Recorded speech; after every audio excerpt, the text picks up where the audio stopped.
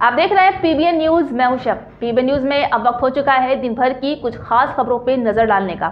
तो आइए देखते हैं क्या है आज की खास खबर। लखनऊ में दामाद ने सास ससुर की हत्या कर दी। जी हां, उसने अपनी टीचर पत्नी के सामने ही दोनों का गला चाकू से काट दिया। जी हां, मामला कुछ यूं है, जहां आरोपी की पत्नी झगड़े के बाद मायके चली गई थी। बुधवार रात दामाद बच्चे से मिलने के बहाने बैग में चाकू लेकर ससुराल पहुंचा।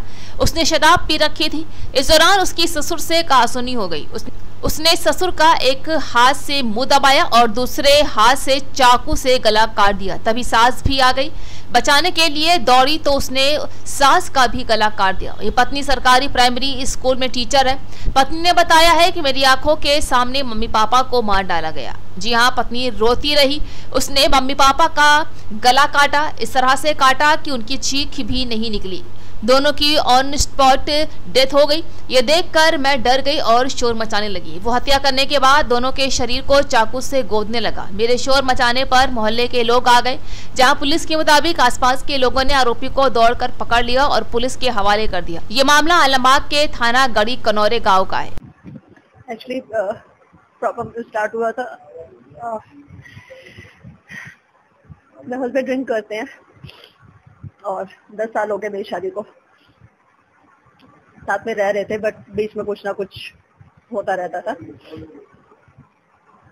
कभी स्टैंड नहीं लिया, कभी कंप्लेन नहीं की उससे उनका,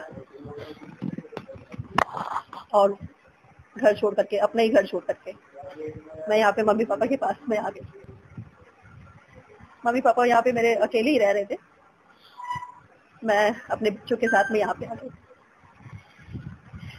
अब कंप्लेन किया था मैंने, महिला आयोग में किया था, तो मेडिटेशन चल रहा था और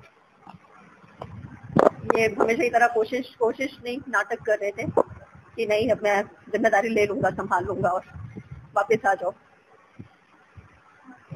बट सारा यकीन खत्म हो चुका था। 10 सालों से मैं यही देख रही थी और इनका इस पागलपन से मुझे डर भी लगने लगा था घर पे रहते हुए इनके साथ में, कि शायद कभी ऐसा ना हो जाए कि ये इस तरह मतलब कि आउट ऑफ कंट्रोल हो जाए और मुझे या बच्चों या खुद को नुकसान पहुंचाए। तो इसलिए मुझे लगता था कि इस समय यही अच्छा है कि हम लोग अलग अलग हो जाएं, ये सिचुएशन ही ना है।